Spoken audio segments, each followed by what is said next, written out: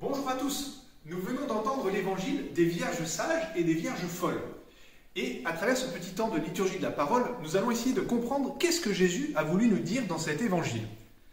Tiens, je vois que j'arrive près de la maison d'un de mes amis, justement, qui s'appelle Marco. Je vais aller lui rendre une petite visite. Je suis sûr que ça va lui faire très plaisir. Allez, on va voir s'il est là.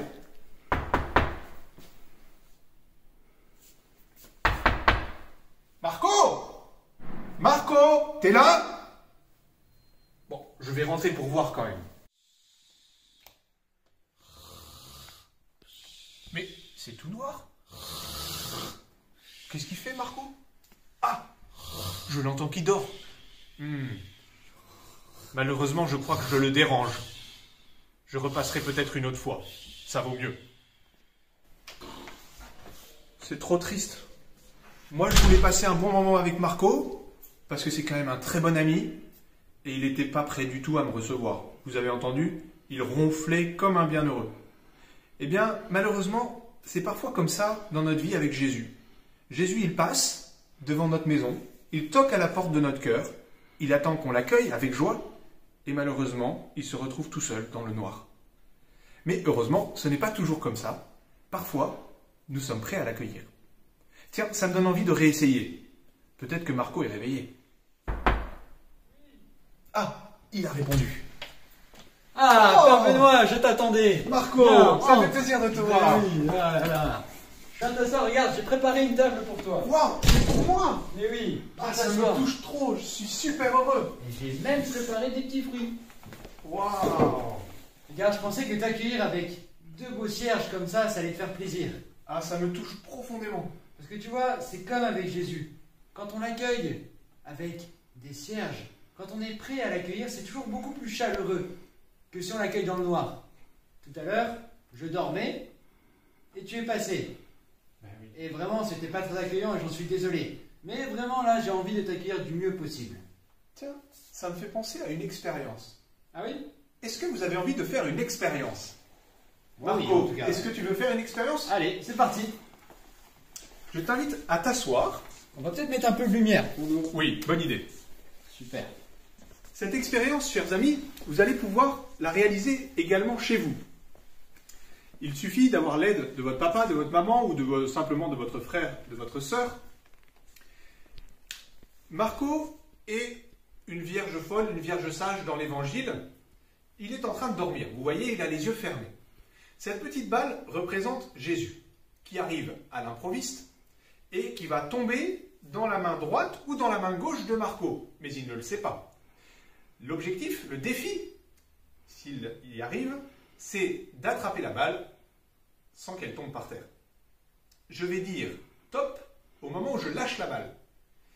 Mais au début, Marco représente les vierges folles. Les vierges folles, vous vous souvenez, dans l'évangile, elles n'ont pas de réserve d'huile. Et donc, elles ne peuvent pas allumer leur lampe quand Jésus arrive. Donc, elles restent dans le noir. Marco va garder les yeux fermés.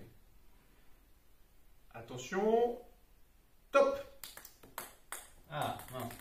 Marco n'a pas réussi. Comme les vierges folles, il n'a pas pu allumer sa lampe et voir Jésus arriver. Maintenant, Marco représente les vierges sages. Les vierges qui sont sages sont en train de dormir, comme les autres, mais elles ont de l'huile en réserve. Et donc, elles vont pouvoir garder leur lampe allumée quand Jésus arrive. Marco, à ce moment-là, va ouvrir les yeux quand je dirai top, et il essaiera d'accueillir Jésus, représenté par cette balle. Attention, top! Wow! Trop stylé! J'ai réussi à accueillir Jésus dans ma vie. Chouette. Mais pourtant, c'est quand même assez simple d'avoir une lampe. Regarde, moi j'ai ma lampe de poche toujours sur moi. Et puis dans le noir, je peux quand même assez rapidement l'allumer et j'ai pas besoin d'avoir un réservoir plein pour ça. Oui, mais justement, Marco, c'est que tu n'as pas compris qu'à l'époque de Jésus, il n'y avait pas de pile électrique. Ah oui? Ben oui, la pile électrique n'a été inventée qu'en 1800. Oh, ça fait à peine 200 ans. Alors, pour nous qui avons 5, 10 ans, 20 ans, 30 ans, c'est beaucoup. Mais Jésus, il a vécu il y a 2000 ans. À l'époque, il n'y avait pas de pile électrique, il n'y avait pas de lampe électrique. Et comment il faisait alors? Eh bien, ils avaient précisément des lampes à huile.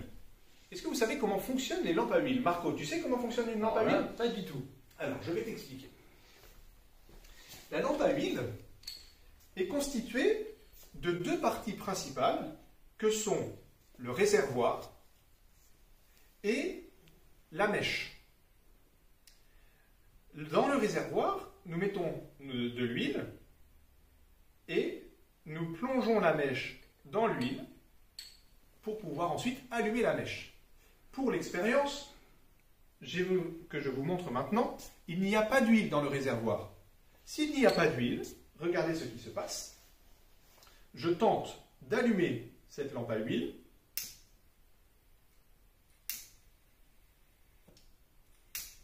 Impossible, puisque l'huile ne brûle pas. Il n'y a pas d'huile, cette lampe ne fonctionne pas. En revanche, dans cette bonbonne, il y a de l'huile. Il y a de l'huile en réserve, de l'huile liquide. Peut-être que vous ne la voyez pas très bien, parce qu'elle est transparente, mais la bonbonne est pleine d'huile, et la lampe va donc pouvoir brûler. Regardez, je l'allume. La lampe s'allume. Waouh. On va la remettre là. Alors, merci Père Benoît pour ces explications. Mais ça change quoi tout ça pour moi aujourd'hui? Eh bien précisément, ce que nous raconte Jésus, c'est une parabole. Tu sais ce que c'est, Marco, une parabole? Oui, c'est une sorte d'histoire. Exactement. C'est une histoire imagée par laquelle Jésus nous transmet un message. Et le message de Jésus, précisément, c'est que notre cœur est comme une lampe qui va pouvoir briller pour accueillir Jésus. Mais il y a une condition, évidemment, c'est que le réservoir de notre cœur soit rempli de la bonne huile qui va brûler pour faire de la lumière. Mais comment on remplit ce réservoir? Alors, la question que tu te poses, c'est peut-être, que représente cette huile? Oui. L'huile de la lampe de notre cœur, ça peut être, par exemple, qu'est-ce que tu dirais, Marco? Qu'est-ce que vous diriez, vous? Moi, je dirais la confiance, peut-être. Exactement, la confiance. Parce que si on fait confiance à Dieu, alors notre cœur se remplit d'huile, cette douce huile de l'amour de Dieu. Et il ne suffit pas simplement de dire moi Seigneur j'ai confiance en toi, je reste tranquille comme ça et je ne fais rien. Ah je sais, moi j'ai déjà fait plusieurs fois des choses où je sentais vraiment que ma confiance en Dieu augmentait. Par exemple, demander pardon.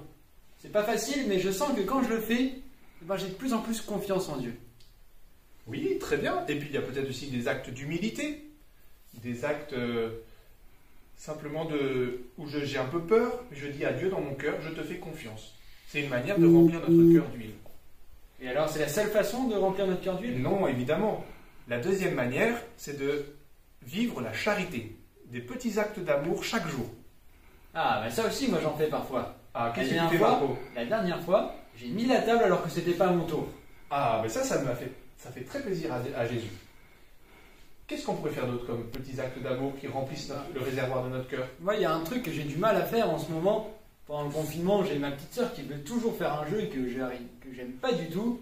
Et j'arrive pas à jouer avec elle. Mais peut-être que ça aiderait mon cœur à se remplir encore plus si je faisais ce petit effort de jouer à un jeu que j'aime pas pour faire plaisir à mon petit frère, ma petite sœur. Voilà. Ou encore débarrasser la table avec le sourire au lieu de se cacher, par exemple, ou d'autres, plein de petites actions qui font plaisir à Dieu et qui permettent que notre cœur se remplisse d'huile et que la lampe soit toujours allumée pour l'accueillir. Qu'est-ce que j'ai été heureux quand Marco m'a accueilli tout à l'heure, avec la table prête, les bougies allumées, alors que la première fois j'étais quand même très triste. Eh bien voilà le message de l'évangile d'aujourd'hui, c'est que nous sommes invités à garder la lampe de notre cœur allumée pour accueillir Jésus avec la confiance et l'amour. Comme vous l'avez annoncé dimanche dernier, pendant tout le temps de confinement, on va construire ensemble une échelle qui va nous mener au ciel. Alors pour la construire, c'est très simple. Vous allez tendre 2 morceaux de ficelle qui vont représenter les 2 grands barreaux de l'échelle. Et chaque dimanche, on va rajouter un barreau avec la phrase qui résume l'évangile du jour. Là, cette semaine, c'est « Pour accueillir Jésus, je garde la lampe de mon cœur allumée par la confiance et l'amour. » Et cette phrase résume l'évangile, c'est le premier barreau de la semaine. Et où est-ce que ça nous mène, Père Benoît? Eh bien, cette échelle, de dimanche en dimanche, va nous permettre de nous approcher du ciel, Mais qu'est-ce que nous allons découvrir au ciel? C'est une surprise.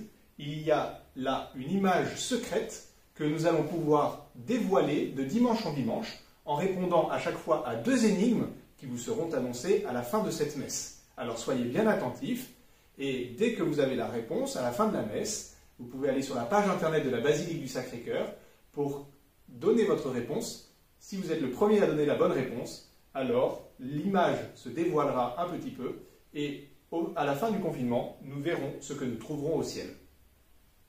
Super, bonne fin de messe. Allez, à bientôt!